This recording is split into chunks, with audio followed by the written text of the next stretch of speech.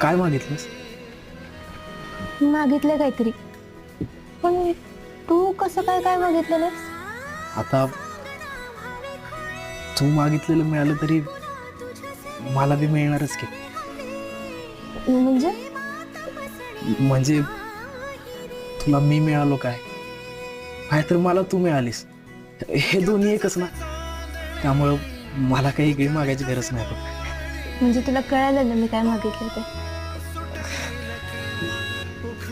तथाच तू.